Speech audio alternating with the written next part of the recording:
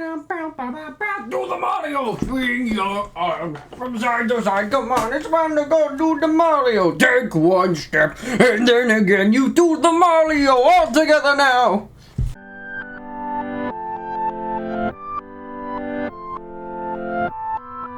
Hello everyone, my name is Stonesy Boy and welcome back to Reading with Stonesy. Today, in this episode, we are doing the final full episode for this book. AKA meaning we're doing the final full book of this book. Don't know why I said it twice. But last time, his mommy is gone. Mommy's away, it's time to play. So yeah, without further ado, let's begin. Billy looked into his old bedroom. It was empty. He had already been looking in the living room and dining room. He had left the bathroom.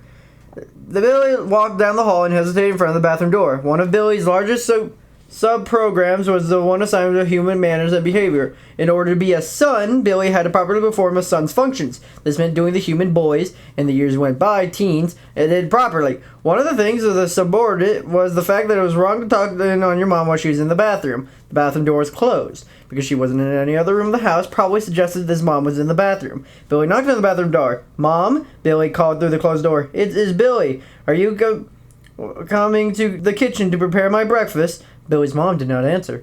Billy's auditory processes were having multiple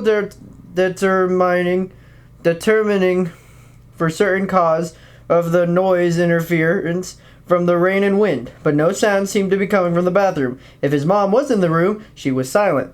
Billy did a quick run through the systems assigned to unusual occurrences. These systems included subfolders filled with the information on emergencies. Billy had gotten the information from several books. After shifting through the database, Billy concluded that he had to enter the bathroom. His mom might need his help.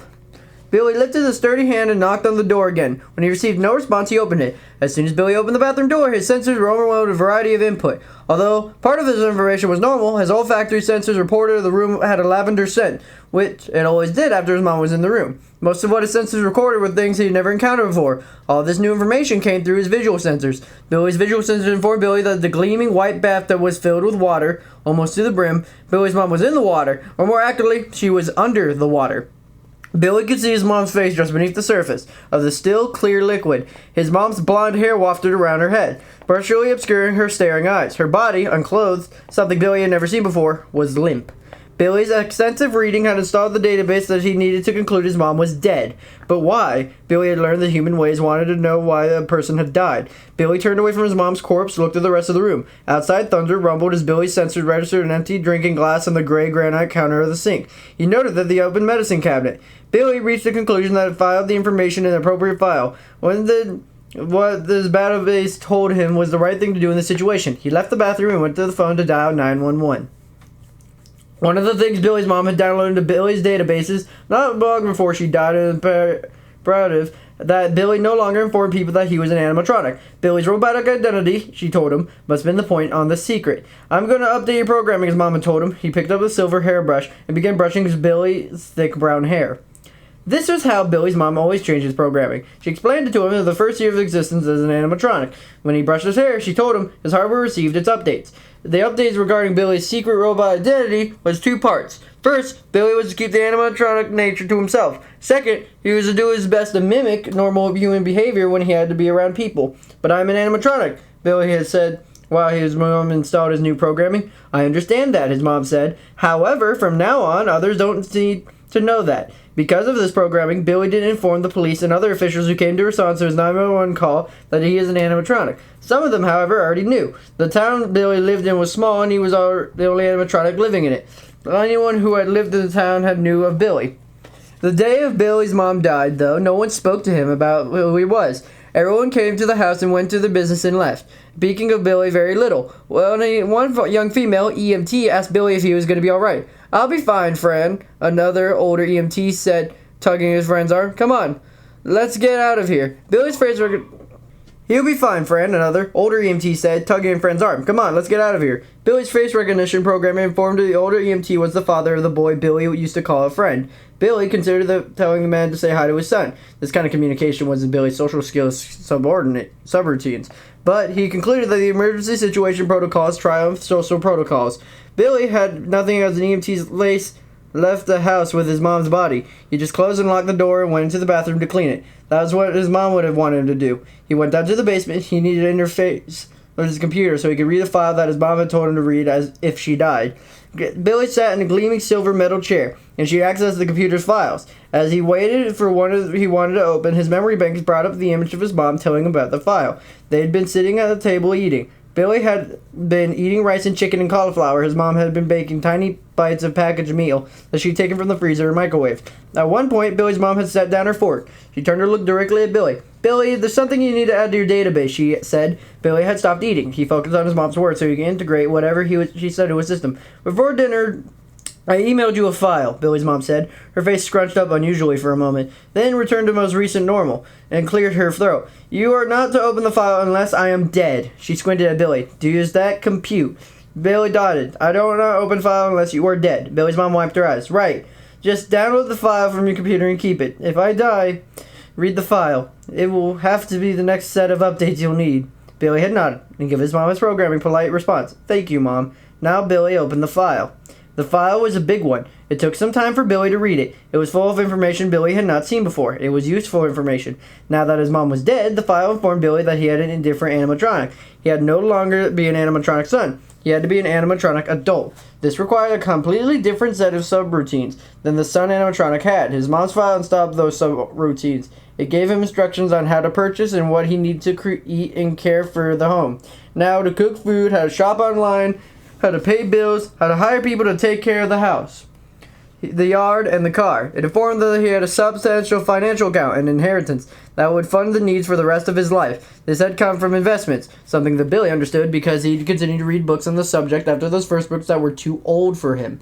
Immediately, Billy began acting on the new programming. He became an animatronic adult. Over the next year, Billy noted that he only because the other houses in the neighborhood had put out the lights on the trees, satisfying the arrival of Christmas. Billy's adult animatronic existence was focused primarily on mastering his new programming. He had learned much, but he found that he needed to practice what he learned many times to be proficient at executing it. Once Billy was comfortable with his new knowledge and skills, though, he discovered that experiencing what it felt like incoherence in his system. Billy's reading suggested that the incoherence might be a consideration called cognitive dissonance. Cognitive dissonance, Billy had learned, was the menstrual unrest that occurred when being usually a human held conflicting beliefs or attitudes. The reason Billy concluded that he had a condition was his senses reporting of two states of reality that were odds of each other. Billy, being an animatronic, didn't exactly have beliefs or attitudes, but he did have the sense of self, and he was beginning to recognize that his sense of self was fractured. In one hand, Billy knew himself to be a robot. On the other hand, his sensory experience himself was that of a human being. In other words, Billy was a robot, but his physical items were like those of a human. This is becoming more and more unsettling to Billy. He decided to have to do something about it. Billy's decision to create coherence was a catalyst for a lot of research over the coming days. How could he create consistency between what he knew himself to be and what his senses reported him to be? After reading and exploring potential options, Billy concluded that he needed to replace his human-appearing arms and legs and limbs with more animatronic-like. From what Billy concluded based on his research, this meant he needed to switch out from current arms and legs to prosthetic arms and legs. This, Billy learned after doing more research, required surgery. Thanks to Mom, Billy was familiar with seeking services from other humans. He knew how to use a computer and what he looked for when he needed. He did this now, finding a list of surgeons in his area. Starting from the top name of the list, he dialed a assigned number. When a friendly woman's voice answered the phone, Billy stated his needs. "Hello, my name is Billy. I am seeking a surgeon who will remove my arms and legs and replace them with prosthetics." Billy's auditory sensors registered the sound of a gas coming through the phone. The woman, not sounding as friendly, asked, "Why do you need all your limbs removed? Do you have a systematic infection?" Billy ran his question through his processor. "No. I have no infection. I have a cognitive dissonance, and my limbs are not consistent with my identity." Billy was careful not to say that his identity was an animatronic because he was running his mom's programming regarding keeping the robotic nature a secret. A dial tone suddenly buzzed in Billy's ear. This informed him that the woman had hung up. Billy moved from the next number. 40 minutes later, Billy had gone through every surgeon in the region surrounding a small town. He had received responses similar to the first one from every office he called. What was the next logical step? Billy got up, laid down at the recharging station. He felt like his systems were depleted. Perhaps then, when he rebooted, he would be able to find a surgeon he needed.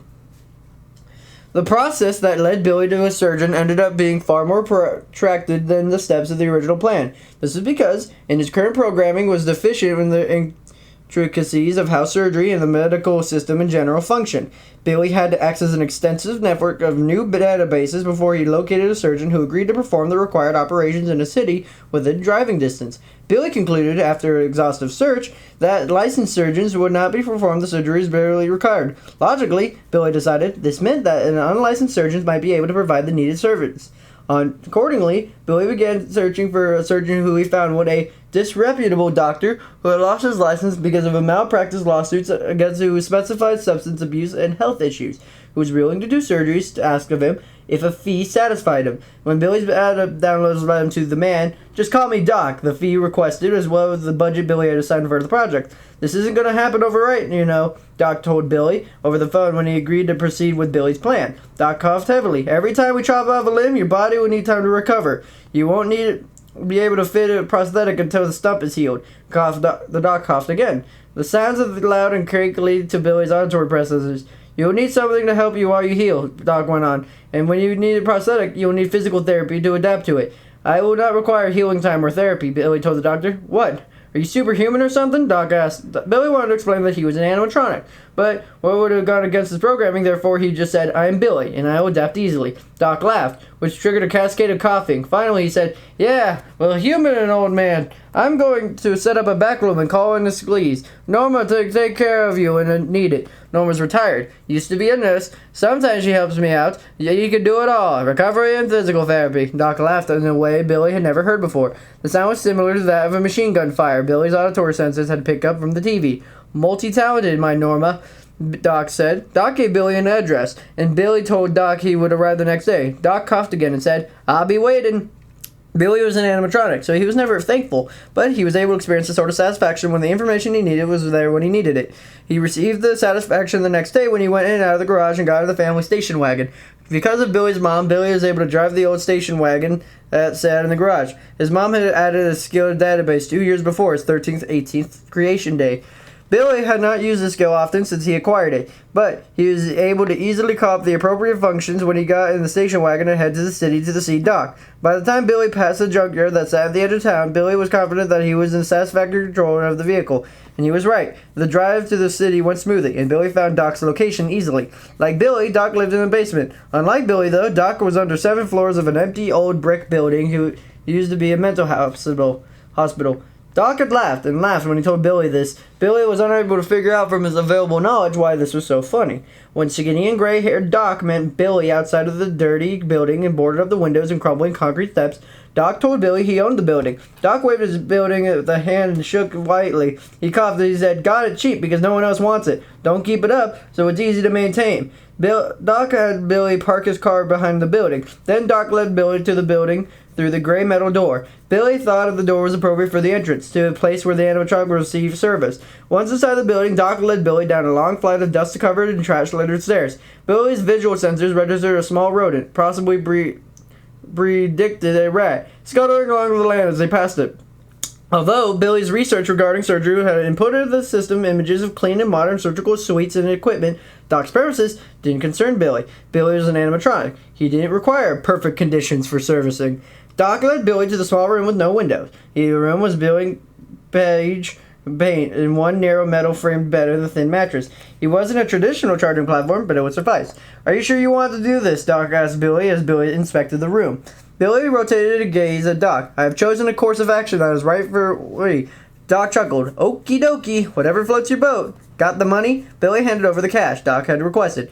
Well, get it done first thing in the morning, Doc said. Billy was an animatronic. He had excited, but he registered something that might have been anticipation. The night before, he lay down on the yellowing bare mattress to recharge his systems.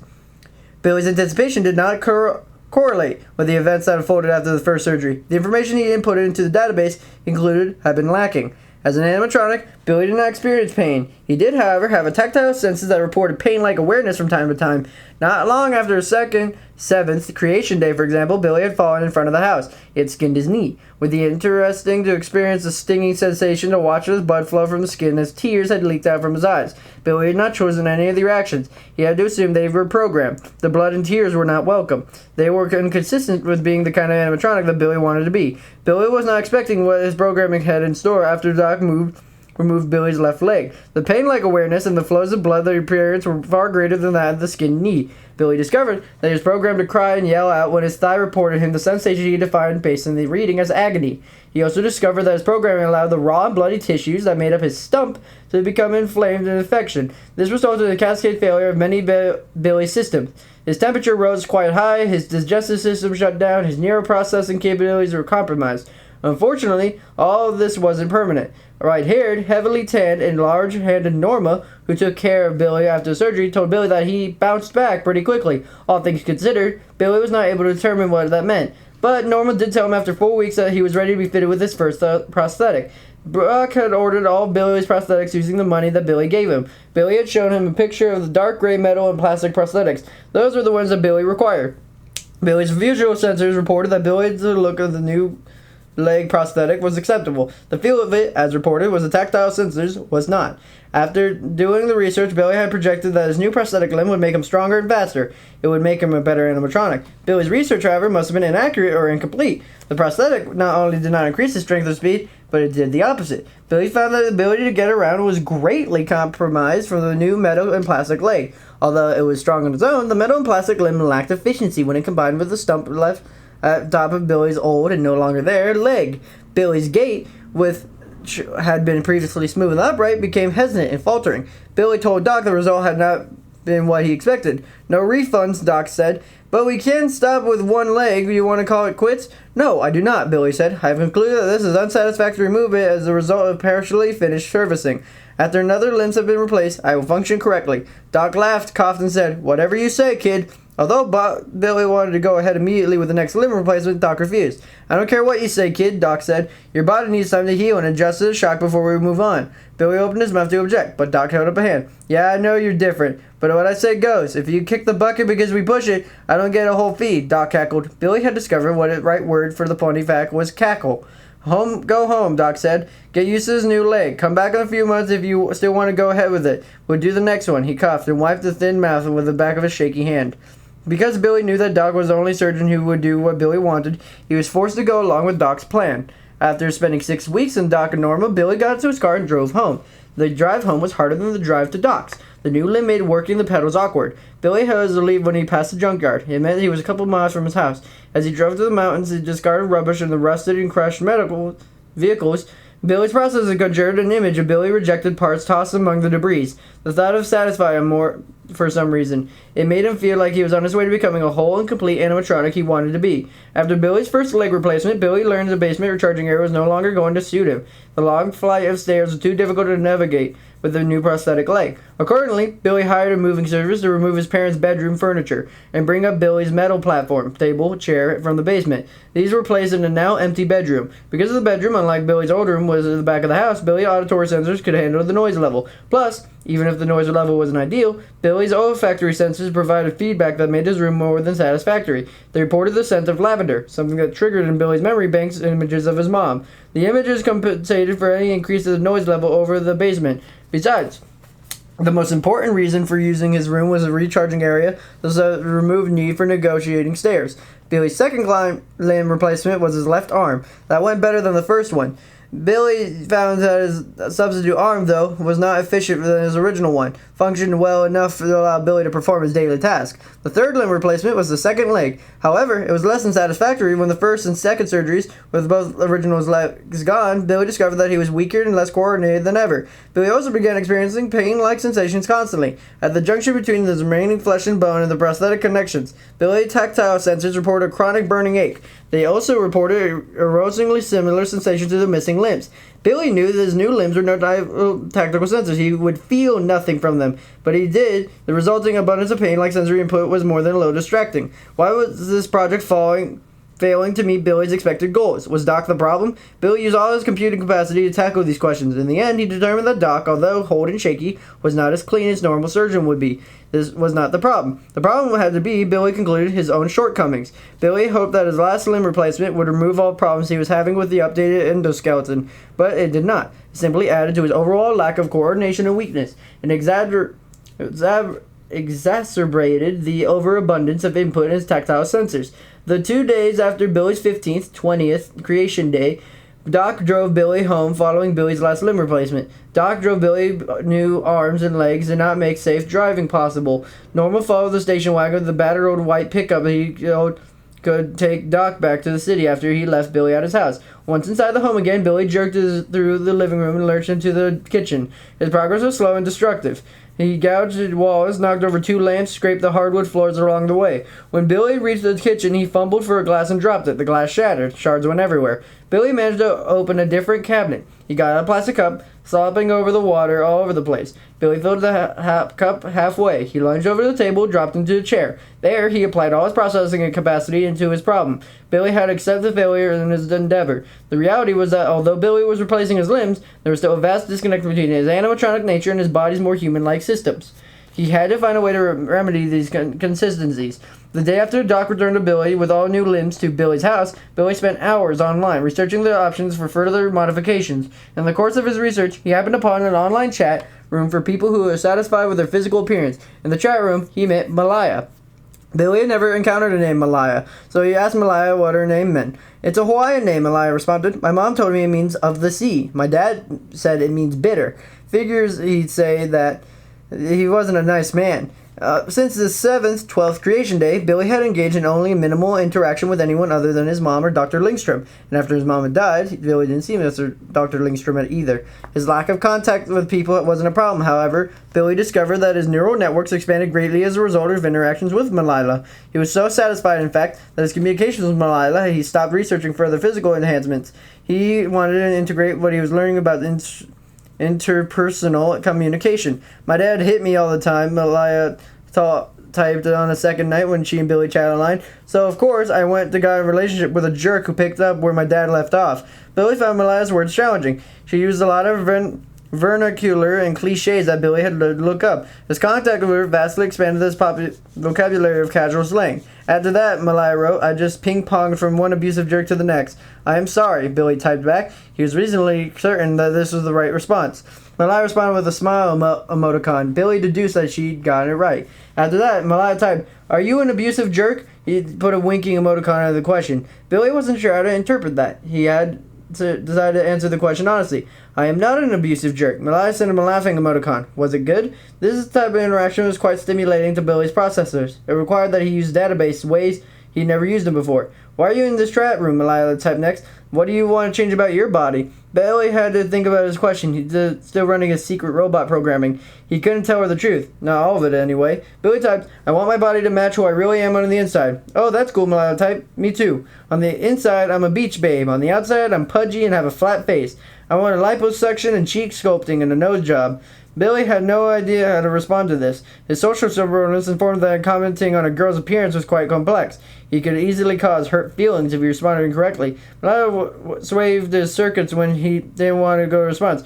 "What work do you want done?" Malaya's desire for cheek sculpting had triggered a cancellation in Billy's processors. "I want a facial sculpting too," Billy typed. "Metal plates," Billy realized. This is what he needed next. Now that he looked very much like his dad when his dad left, Billy understood the curves on his face were not remotely inconsistent with an animatronic appearance.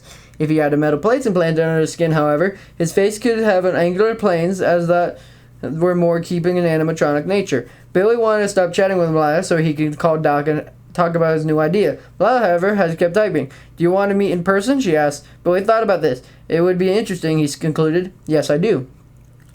As Malaya pulled up to the small house set in a row of similar houses, she asked herself for the last 20th time if she had lost her mind.